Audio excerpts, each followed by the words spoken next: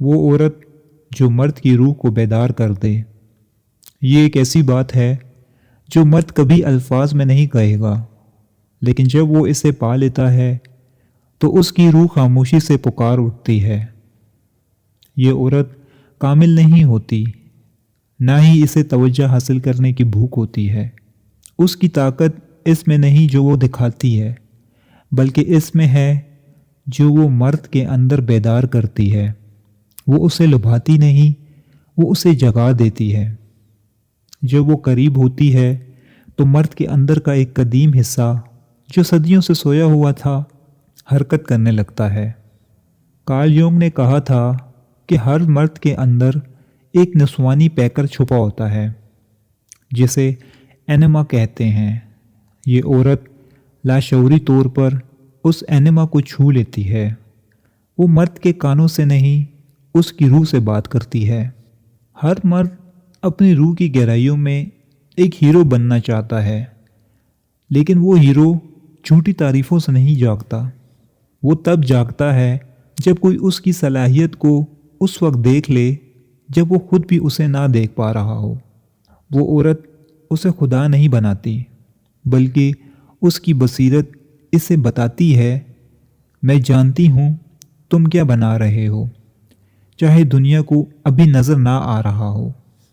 یہ جملہ ایک ایکٹیویشن ہے۔ یہ مرد کو مضبوط نہیں بلکہ پرعزم بنا دیتا ہے۔ یونگ کے مطابق ہر انسان کا ایک سایہ ہوتا ہے، وہ حصہ جسے ہم شرم یا خوف کی وجہ سے چھپا دیتے ہیں۔ جب مرد اپنا ٹوٹا ہوا ورژن دیکھتا ہے تو یہ عورت اسے ٹھیک کرنے کی کوشش نہیں کرتی، وہ وہاں رکتی ہے۔ بغیر کسی فیصلے کے وہ کہتی ہے، میں تمہیں تمہارے زخموں سمیت دیکھتی ہوں اور تم پھر بھی پورے ہو۔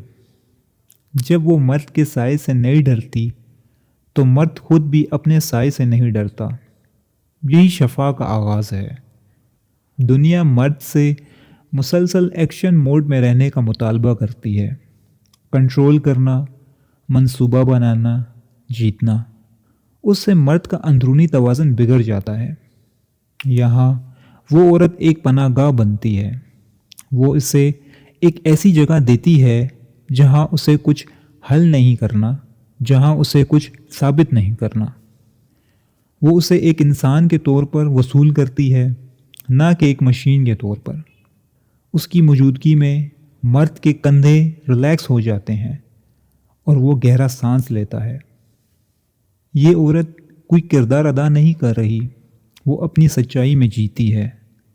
یونگ کے مطابق جب مرد ایسی عورت سے ملتا ہے جو اپنی نسوانیات میں مکمل ہے تو وہ مرد کے لیے اس کے اپنے جذبات تک پہچاننے کا ایک پل بن جاتی ہے۔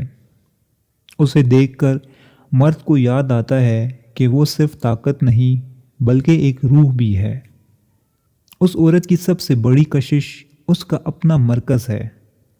وہ مرد کے گرد نہیں گھومتی، وہ مرد سے اپنی پہچان نہیں مانگتی، کیونکہ وہ پہلے ہی خود سے بھری ہوئی ہے۔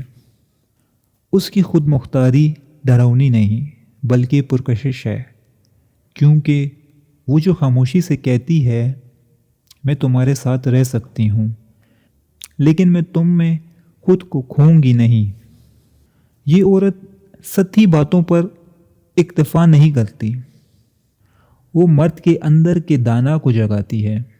وہ ایسے سوال پوچھتی ہے جو روح کے دروازے کھول دیتے ہیں، اور سب سے اہم بات، وہ خاموشی کا احترام کرتی ہے۔ وہ مرد کے پیچھے نہیں بھاگتی، وہ اسے اپنی گہرائیوں سے واپس آنے کا وقت دیتی ہے۔ یہ عورت کسی حکمت عملی یا ہیرا پھیری سے مرد کا دل نہیں جیتی، وہ محض اپنی موجودگی سے اسے تبدیل کر دیتی ہے۔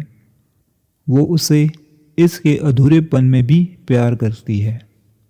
وہ اس کے بیج پر یقین رکھتی ہے، ابھی پھل آنے کا انتظار نہیں کرتی۔ جب ایک مرد کو ایسا پیار ملتا ہے، وہ اسے بدلنے کا مطالبہ نہیں کرتا، تو وہ خود بخود بدلنے کا فیصلہ کر لیتا ہے۔ وہ ایک بہتر مرد بننا چاہتا ہے، اس لیے نہیں کہ اس پر دباؤ ہے، بلکہ اس لیے کہ اس نے اس عورت کی آنکھوں میں اپنا بہترین ورژن دیکھا ہے۔ اگر آپ چاہتے ہیں کہ میں ان 8 رویوں پر مزید تفصیل سے بات کروں جو مرد کی روح کو بیدار کرتے ہیں تو کمنٹ میں بتائیں۔